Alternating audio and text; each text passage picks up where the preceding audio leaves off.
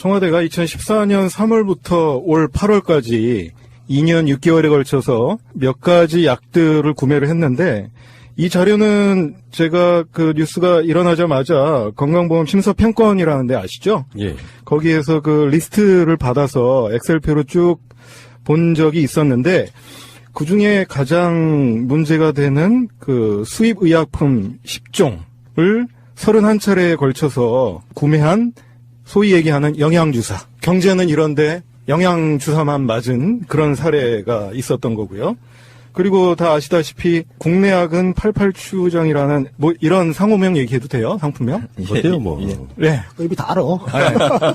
또 비아그라라고 하는 하야그라라는 그런 약품들을 구매한 것으로 알려졌죠. 우리들 같은 사람들은 설명해 주지 않으면 잘 모르는데요. 전반적인 흐름은 약 전체가 구입되어 있는 흐름은 일단 미용 시술 관련한 거 굉장히 많이 들어간 것 같고 그 다음에 다 알다시피 비아그라나 팔팔응제 같은 성적인 어떤 것이 암시가 되는 것. 그 다음에 들어간 약품들이 굉장히 희한한 것들이 많이 나오잖아요.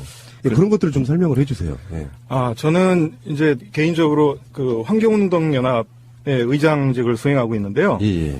옥시 사건 아시죠? 알죠. 그 옥시 래킷 벤 키저에서 만든 개비스콘이 네. 한참 옥시 사태로 인해서 살균제의 그 피해자들이 불매운동을 벌이는 개비스콘까지 예. 그 청와대에서 구매를 했다는 거예요. 뭐 이런 점들을 피해자 가족들이 좀 지적을 했었고 보통 그 청와대 경호처나 대통령 경호실에서 산 의약품들을 보면 제가 군의관 시절에 봤었던 뭐 마데카솔 뭐 아니면 소화제, 배아제 뭐 이런 것들이 쭉 있었어요. 여기에서 가장 눈여겨봐야 될 게 아까 말씀드린 남성의 발기부전에 쓰는 약 그리고 또 전립선 비대증에 쓰는 프로스카라는 약이 있었더라고요. 그러니까 이런 것들은 개인적으로 그 전용할 수 있는 그런 문제라고 생각이 드는 게 그 경호처나 아니면 청와대에 있는 분들 중에 만성질환 50대 이상의 그 분들이 얼마나 있을까 뭐 좀 궁금하거든요.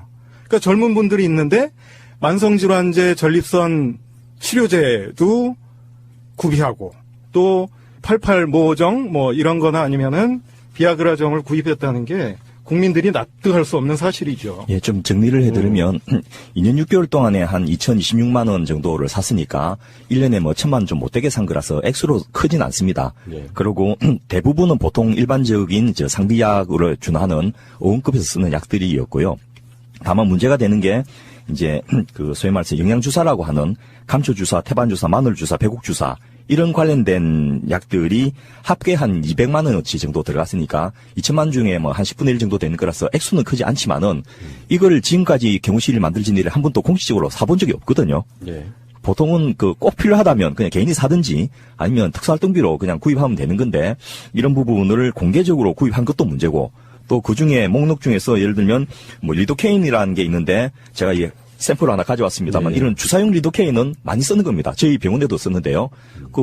봉합할 때 마취하기 위해서 주사하고 이렇게 하는 건데 스프레이를 한다든지 연고를 했다. 이거는 치료용이 아니거든요. 일명 칙칙이라고 하는. 예, 감각을 좀 무디게 해가지고 지속력을 오래 하게 하는 이런 용이고. 이런 조르스러운 놈들 같은. 그렇습니다. 예. 그래서 비아그라 같은 것들이 있는 걸 보고서 야, 이거 참 좀 첫째는 황당하다. 그러니까 이런 것을 왜 공금으로 구입했을까? 직원복리 차원에서도 참 대단하다 이런 생각을 하는데 어떻게 이런 것을 공금으로 구입한 걸 보면 첫째는 청와대 경호실의 도덕식 해이를 의심하는 게 옳을 것 같고요. 두 번째는 그게 아니라면 위에서 시킨 거죠. 일반 경호실에 있는 직원이나 또 대통령 비서실에 있는 행정관이나 비서관 정도가 이런 약을 구매하지 못하거든요. 적어도 수석 이상 또는 그 윗선들이 아마 필요해서 이런 것을 구비하라고 했지 않았을까라고 이제 짐작을 해볼 수 있는 거죠. 경호실 예산으로 나간 거죠. 그러니까. 그렇습니다. 근데 지금 너무 얌전들 하세요. 그러니까 일단 뭐 경호실에서 비아그라나 이런 거를 구입했다는 것도 문제지만 실제로 뭐 성 발기부전이 나거나 그러면 개인적으로 병원 가서 처방 받으면 되는 거잖아요. 그렇습니다. 국가 예산으로 구입할 것도 아니고 이런 측면이 있어요. 이건 음모론이 아니라 이제 의사들이나 약 연구하시는 분들이 보면 그런 이야기도 하시더라고요. 그 이야기부터 한번 해볼까요? 백옥주사라는 게 단지 미용에만 쓰는 게 아니고 어디 그 반문화가 되게 많은 곳에서는 백옥주사를 어떤 특정한 약물들의 해독제로 쓴다. 뭐 이런 이야기도 지금 들려오고 있고요. 그 뮤테란 주사라고 내용물이 아세틸시스테인이라고 하는 이런 거는 N-아세틸시스테인이라고. 네. 우리도 의사가 있는 방송이다 보니까 우리끼리 나름대로는 어떤 추정 중에 하나는 그런 거 있었거든요. 약물이 이렇게 합해졌을 때 나는 복합 상속 효과 같은 걸 노린 그런 약물들도 있어 보이더라 이런 이야기도 있고요. 그런 지점에 대해서 있는 그대로만 말씀해 줘 보세요. 추정은 하지 마시고. 상식적이지 않은 일들이 너무 많아가지고 예. 말을 하나 하기도 참 조심스러운데 실제로 그런 용도로 쓸 수 있는 건 사실입니다. 예. 해독이라든지 장기적으로 복용하신 분들이 효과를 높이기 위해서 이렇게 많이 썼는데요. 물론 이제 나머지 약들과 비교한다면 이거는 전체적으로 아마 좀 웰빙을 위해서 피로 회복이라든지 원기 회복이라든지 뭐 이런 것을 위해서 쓰는 약들 중에 하나로 구입했을 가능성이 제일 높다고 하는데 다른 용도로도 예를 들면 대놓고 말해서 뽕 세척제로 쓰는 것도 가능하다는 이야기는 제가 들을 수 있겠습니다. 예. 뭐 꼭 썼다는 이야기는 아닙니다만. 세척제라는 게 무슨 의미일까요? 혈관을 돌아다니면서 그 성분들을 빨리 밖으로 배출하게 해주는 그런 정도인가요? 제가 말씀드린 해독제인데요. 네. 보통 암페타민의 해독제는 다른 응급실에 왔을 때 여러 가지 약물들이 쓰이는데 이런 것들을 그 성분들을 해독한다는 게 무슨 얘기입니까? 사람이 빨리 정상으로 돌아올 수 있게 한다는 의미잖아요. 근데 이런 것들을 원해 처방으로 쓴다는 거죠. 의사의 감독 없이 응급실이나 아니면은 입원시켜서 쓰지 않고 이런 어두운 밤문화에서 쓰는 그런 요식행위가 아닌가 이런 생각이 드는데 이런 게 청와대에서 이루어진다고 생각은 안 합니다. 저는 개인적으로. 굉장히 위험한 일인 거잖아요. 그렇죠. 그러면 이런 거 제가 한번 여쭤볼까요? 네. 박근혜 씨는 굉장한 불면이라고 알려져 있거든요. 잠자기 위해서 무슨 약품인가를 쓰고 프로포폴도 막 그런 용도일 수 있고 프로포폴 말고 인터뷰에서 뭐 응급시 사용한다는 그런 의무실장의 얘기가 있었는데요. 에토미데이트 리프로라는 환각 효과는 네. 적고 실제로 수술하지 않는 경우에는 거의 사용하지 않는데 이런 것들은 그냥 비치용으로 놀 수는 있지요. 비치용으로 놀 수는 있는데 실제 어떤 것들을 사용했느냐 여부를 봤을 때 아까 그 의무실이 관저에서 한 50m 정도 떨어져 있고 그리고 본관은 한 200m 떨어져 있더라고요. 그러니까 약물을 그렇게 쌓아놓고 남용할 수 있는 기회가 있는 거지요. 그래서 그 아까 말씀하셨던 그런 향정신성 의약품 이런 것들은 불면증에 많이 쓰이기도 하지만 그 차움 의사에게 제가 직접적으로 개인적으로 물어봤습니다. 검사했을 때 뭐 봤냐 그랬더니 DHEA라는 그런 수치를 봤대요.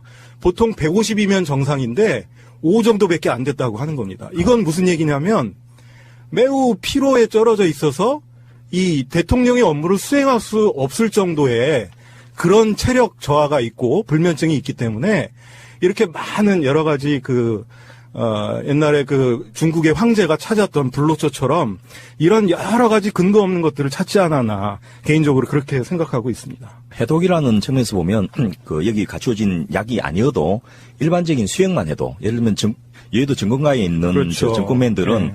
그 밤에 룸살롱에서 술을 마시면서 얻는 정보가 굉장히 핵심적인 정보일 가능성이 많기 때문에 네. 거의 업무의 일환으로서 그 술을 마시거든요. 근데 아침에 그 정보를 얻은 걸 가지고 빨리 매도나 매수를 해야지 되는데 그때 정신이 해이해지면 안 되니까 아예 한 100만 원, 200만 원을 여의도에 있는 의원에 맡겨놓고 정기적으로 매일 아침에 수액 주사를 맞고 가는 거예요. 인거 맞는다. 이거예요. 그렇죠. 그러면 이게 혈관도 바로 들어가니까 물 마시는 이것보다 효과가 훨씬 뛰어납니다. 그냥 혈관으로 인거가 들어가면 뚝뚝뚝뚝 이제 혈중 알코올 농도가 떨어지거든요. 그러면서 해독이 되면서 이제 그 업무를 보고 그다음에 또 다시 이제 급한 업무 마친 다음에 사우나 가서 쉬고 오고 이런 식으로 하는데 여기 아마 방금 홍 교수님 말씀하신 이런 것들은 상시적으로 대통령직 업무라는 게 뭐 개인에 따라 차이는 있겠지만은 굉장히 과로기 때문에 그 이전 대통령들도 그런 처치들을 많이 했었습니다. 네. 그리고 또 여기 있는 약들이 뭐 그런데 보통은 효과 있다 없다 이렇게 말은 많지만은 어쨌든 강남에서 그 정도 비싼 가격으로 매매가 될 정도면 어느 정도 효과는 있다는 것이고 그런 것을 맞았을 가능성이 굉장히 높다. 그리고 그거는 뭐 특별하게 우리가 비난하거나 나쁘다고 할 건 아니에요. 그런데 문제는 여기에서 뭐 방금 언급하셨던 마취제, 특히나 완전 전신마비 때 쓰는 그런 근육이완 관련된 마취제 이런 것들이 있는 거 보면 아마 상당한 시술을 여기서 하지 않았는가라는 의심이 되고요. 실제로 취임 이후에 박 대통령의 얼굴 사진을 쭉 비교해 보면 저희도 그냥 보기에 그 분야의 전문의가 아닌 사람이 보기에도 보톡스하고 PDO 녹는 실을 하고 리프팅도 좀 하고 상급풀도 아래 위로 좀 하셨고 뭐 이런 게 몇 가지 쭉 짐작이 되거든요. 근데 그런 것들은 사실은 뭐 그 마취 시술 없이도 그냥 그 관제에서 재료만 들어가서 바로 할 수도 있고 의무실에 베드 위에 누워가지고 이렇게 할 수도 있는데 그렇죠. 아마 밑에 있는 분들이 이제 걱정돼가지고 그 무리하게 그런 약들이나 그 기구를 준비하고 있는 게 아닌가라는 정도까지는 생각할 수 있는데 그 다음에 좀 이해 안 되는 방금 그런 약들이 있은 걸 보면서 불면이나 이런 것들 좀 정도가 넘었어서 해독의 필요성이 굉장히 높은 측면도 있지 않았나라고 이제 짐작은 해볼 수 있습니다. 여러 가지 문제가 있네요. 일단 야매로 미용적인 시술을 했을 가능성. 예. 주사를 직접 논다면서요. 최순실 씨의 자매들이. 예. 이 양반들 독특하시네요. 보니까 그 주사 직접 놓는 일반인들 많지 않거든요. 예. 그런 게 일상화되어 있는 사람. 그것도 문제고. 두 번째는 의학적으로 어쩌면 굉장히 치명적일 수 있는 잠드는 약, 깨는 약 이런 것들이 혼재돼서 계속 쓰였을 가능성. 진짜 이해 못하겠는 거는 저는 진짜 비약을하거든요. 이거는 그냥 테마 자체가 그래서 그런 게 아니라 누가 왜? 뭐 제일 개연성이 높은 것은 경호실에 있는 고위직에 계신 분이나 아니면 비서실에서 상당한 급에 있는 분이 구매해 달라니까 그 한두 개만 사긴 못하니까 이게 좀 통으로 많이 구입하는 게 아닌가. 이게 이제 일반적인 상식적인 수준에서 이해할 수 있는 건데. 진짜 그렇게 생각하세요? 제가 알고 있기로는요. 예. 이게 대면 보고보다 이 서면 보고를 좋아했잖아요. 그래서 서면 보고 하라고 그래가지고 이제 그 여현 발언으로 큰일 날 것 같네요. 아니요, 그 얘기 많이 했습니다. 네. 예, 그런데 저는 이제 좀 걱정인 게 그 주치의가 처음에 그 스스로 뭐 사퇴하고 이런 일들이 뭐 사퇴가 된지 교체가 된지 모르겠습니다만은 자기가 모르는 시술들이 있었다. 이런 진술이 나오는 것은 굉장히 심각한 거고요. 그렇게 특히나 전신마취 관련된 약물까지도 준비가 되어 있는 상태였다면 보통 그런 정도 되면 주치의가 서울대병원이나 또는 적어도 지구병원 정도는 옮겨가지고 수술 관련이나 마취 관련된 시설이 있는 곳에서 하는데 그것을 청와대 의무실이나 경내에서 준비했다. 이런 것은 좀 의심스러운 거죠. 그리고 굉장히 위험스러운 것이고요. 근데 그거 의료법 위반 아닌가요?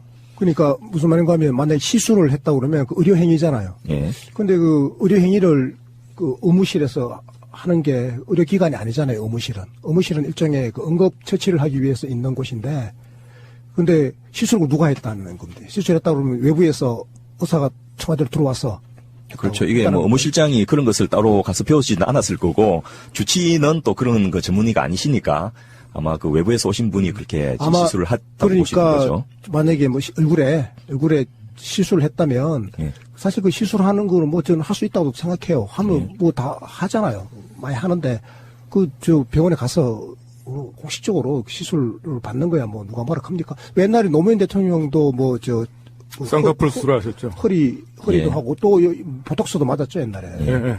그리고 뭐 바깥에 나가서 절차를 밟아서 공식적으로 그렇게 뭐 진료받는 거는 그 모든 국민의 예. 그 건강에 관한 권리인데, 근데 이걸 이제 은밀하게 지금 이제 처리를 했고, 그래서 아마 청와대 경내에서 이런 게 이루어졌다라고 하면 이게 과연 적법한 절차를 밟은 건가? 이제 뭐 비개설 의료행위로 이제 의료법 위반으로 될 수 있는 부분인데 그보다 더 중요한 것은 문제는 7시간 동안 이제 의식이 없는 상태로 지냈다라고 의심이 되는 상황이 된다면 그건 일종의 이제 유고 상태이거든요. 그러니까 유고 상태가 발생한다면 유고와 관련된 법률 규정들이 있지 않습니까? 그 다음에 그 고난 이양은 누가 하고 보고 누가 받고 또 대비는 어떻게 한다 이런 것들이 있는데 그런 것이 없는 상태에서 유고 상태로 돌입했다라는 일이 생긴다면 그야말로 국가를 위기 상황을 몰고 간 것이죠.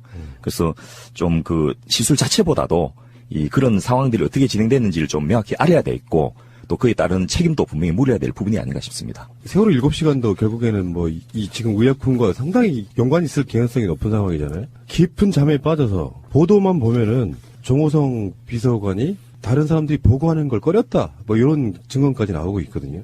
그러니까 깊은 잠이라고 하는 것은 어쩌면 그냥 피곤해 잠드는 것이 아니라 어떤 약을 맞고 잠들었을 가능성.